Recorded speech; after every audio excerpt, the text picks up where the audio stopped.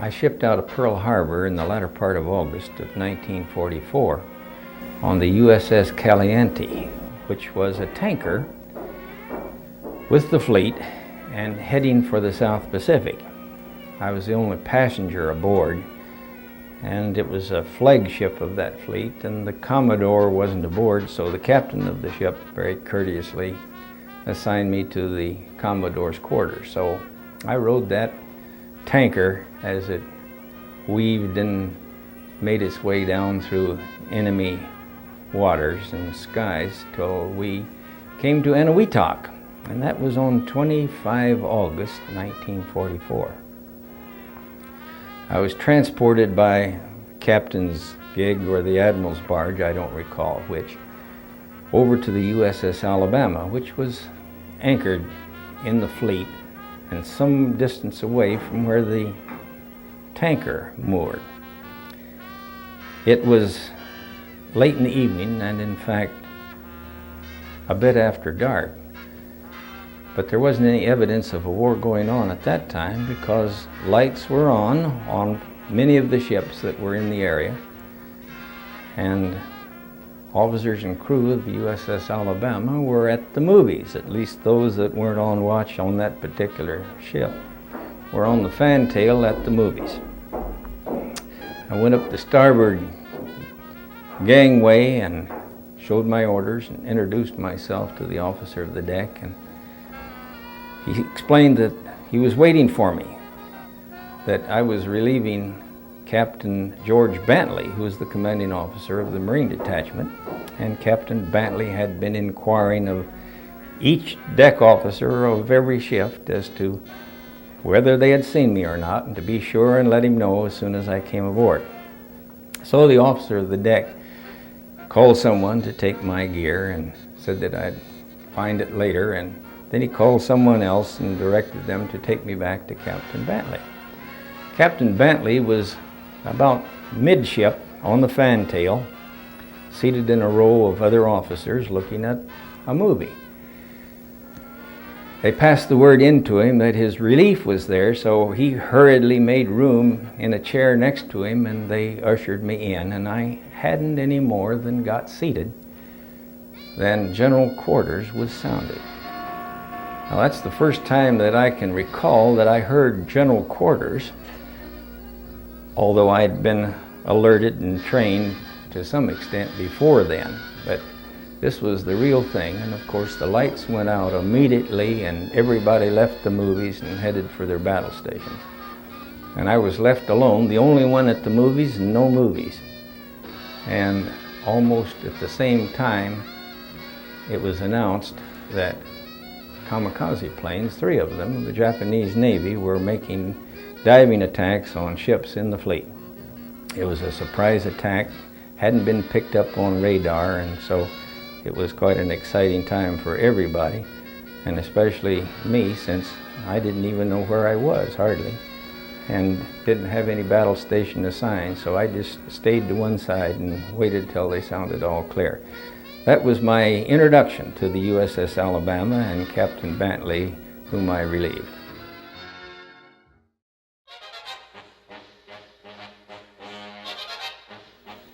Well, the first night, after everything had subsided, the all clear was sounded, somebody finally, I guess it was Captain Bantley, sent someone to assist me and find some quarters for me. Nothing had been assigned at that time, and they searched the ship, as I recall, and the only bunk that they could find that was available was in the sick bay, and it was in the isolation ward of sick bay. And on the very bottom bunk was a vacancy.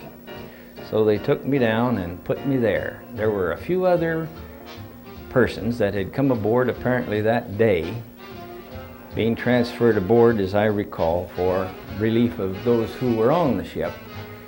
And they were assigned to bunks, but they got there before I did. So I got the last of about 6 bunks, and mine was on the very bottom, and hardly any air, and not much room, and kind of a miserable place.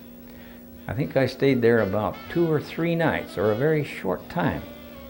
And of course, by then I had introduced myself to the Marines of the detachment, and I felt quite at home with the enlisted men because I had been an enlisted man not very long before. I'd joined as a private and worked up a ways through the ranks before I was commissioned. So I knew how they felt and how they acted, and made myself known to them almost immediately, and they kind of took me into their fold. And in a few days after I'd been aboard, still quartered down in isolation, some of the Marines came and explained to me. They said, "Lieutenant, we happen to be in charge of the cleaning detail of the Admirals Quarters." And they explained to me that the USS Alabama was the flag for one of the battleship divisions of the 3rd Fleet, but at this time the flag officer, a rear admiral, wasn't aboard, so his quarters were empty. So every day, or at some time during the day, they'd go up and they'd mop and sweep and clean and dust, even though there was nobody there to occupy the quarters. And they said, "There's a bed up there that's not being used, and why don't we slip you in there after dark and you spend the night there?" So I took them up on it, and it was kind of a hush-hush deal, and I did, and I slept in the Admiral's bed in the Admirals Quarters for several weeks. However, others in my command of the Marines and the Marine officers found out about it, and of course were sympathetic, and they didn't squeal on me, and made arrangements, of course, to find me officers' quarters more appropriate. Then shortly I was then moved to permanent bunking assignments. But for a while I was in the Admiral's bed and in his quarters.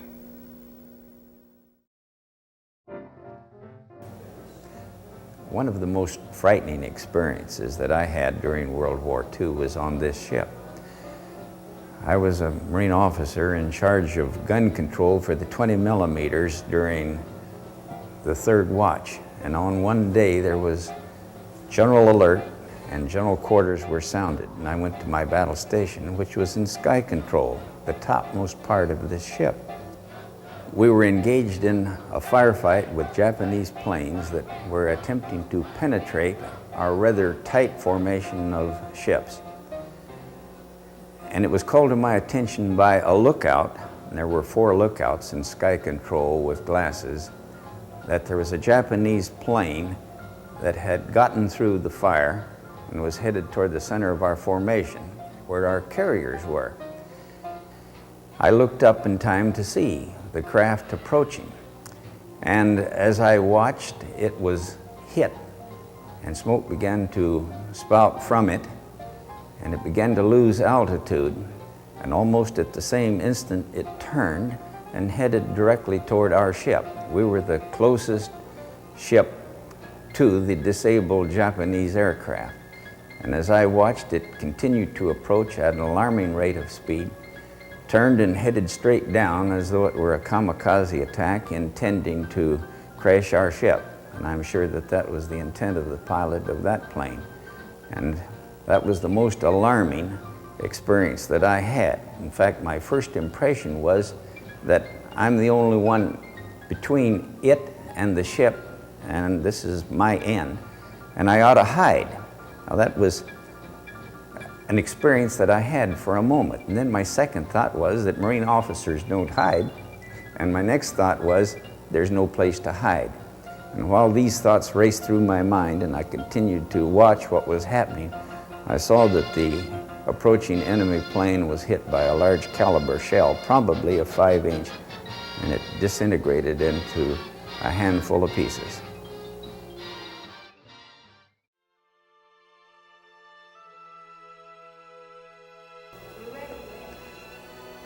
The artist's conception by this drawing that I'm looking at reminds me of the events of the first few days in September of 1945. And I had been detached from my main post at the Yokosuka Naval Air Base on a special assignment by the Marine Operations Officer in charge of that program. I'd been dispatched to a little fishing village near the town of Kanazawa, and it's depicted in the artist's drawing that I'm looking at now. there was an auxiliary transmitting station that was buried in the mountain. This represents the center of the location of this transmitting station, which was in charge of a small company of Japanese Navy troops and a lieutenant commander. They'd been advised in advance of my appearance there to relieve them and take over that station, and it was important that I do so before there was any damage done to this transmitting station. Shortly after my arrival at my post to take over my assigned security duties, I made a short preliminary excursion of the area to determine my location and what problems might face me, and then I made a larger tour of the area and took Sergeant Bettis with me and headed into the town of Kanazawa. As we approached the small village several hundred yards away and toward the ocean on the gravel road, there was an elderly gentleman approaching us. He was in long flowing toga, almost dragging the ground, but I could see his wooden clogs as he walked toward us. And as we got within speaking distance, he hollered at me and said, "Hi, Yankee, can I help you?" Well, you can imagine my surprise when the first voice that I'd heard from a Japanese civilian, and before the end of the war, and since I'd landed on this hostile land of Japan, was a well-spoken Japanese man. I asked him where he learned to speak such good English, and he explained that he'd lived for 30 years in Seattle, Washington, where he was engaged in the import-export business. I told him that I was from Portland, Oregon, or near Portland, so we had a good short visit. He then invited me and Sergeant Bettis to return with him to his home in the village of Kanazawa. So we retraced his steps and walking down into the village several hundred yards toward the ocean. When we got to his small, modest home, which seemed to be pretty much in the center of this small village, he introduced me to his wife and then invited Sergeant Bettis and me to come in. He took his wooden clogs off at the door, and for just a moment I was tempted to do the same, knowing that it was good custom and polite thing to do to remove shoes when going into a Japanese family's home. But I really didn't know what the circumstances were or what the reception was that was awaiting me, and I didn't know what the attitude of the population was in that little town, since we were still at war and I was in a hostile country. So we left our boots on and went in with some caution and some concern as to what we might expect.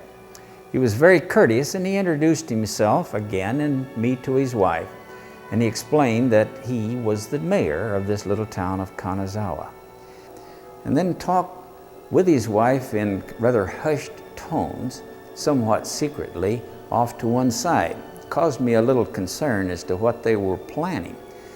He recognized my concern and immediately reassured me by explaining that he was asking his wife to see if they had any tea that he could serve us.